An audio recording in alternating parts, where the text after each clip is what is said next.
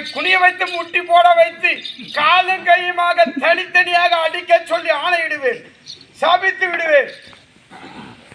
முல்லை மாதிரியா இருக்கிறான் இவனை போனா போவது விடலாம் என்றால் என்னை பேசுகிறான்பா. இவனுக்கு சாதாரணமா கொடுக்க கூடாது.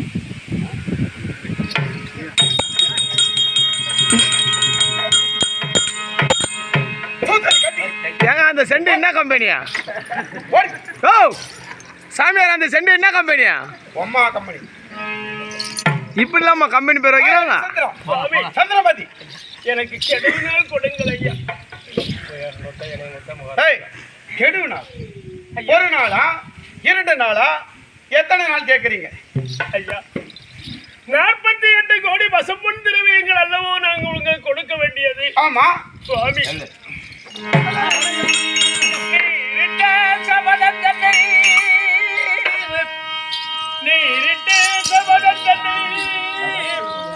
நிறைவேற்றி கொண்டீரையா. பாரிட்டு தரத்தை எல்லாம் வழங்கினோம் வணங்கினோம். தரனிலே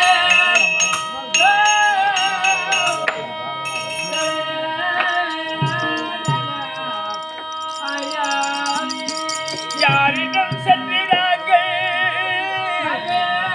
யாசி பூவிட்டு நாளில் 6-8 நாளைக்குள்ளே அனுப்புவேன்.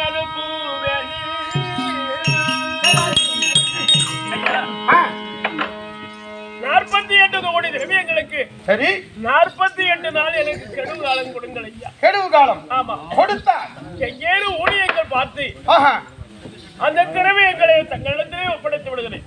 ஏண்டா ஐயா, 48 நாள் உண்மைதான். ஏன் இவ்வளோ தூரம் நீண்டு கொண்டு போகிறது? ஐயா, நாங்கள் ஊழியம் செய்துதானே பொருளை கொடுக்க வேண்டும். சரி, இந்த 48 நாள் கெடுவை கொடுத்தால் போதும், நாங்கள் கொடுத்து விடுகிறேன். கொடுத்தால் போதும், கொடுத்து விடுகிறேன். சரி.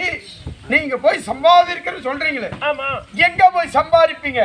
எந்த இடத்துல சம்பாதிப்பீங்க? எங்கள் நாட்டில் உள்ள மக்களிடத்திலே சென்று காசி வளநாடு முதல் அயோத்தி வரை, ஏமகூடம் வரை அனைத்துமே எமக்கு சொந்தம். அயோத்தி வளநாட்டை சார்ந்தது, எனக்கு சார்ந்தது. இங்கே ஊதியம் செய்தால் அது என்ன சாரும்? உன்னை சாரும்.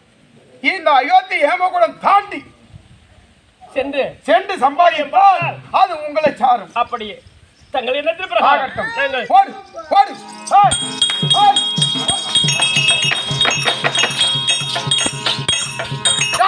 சென்று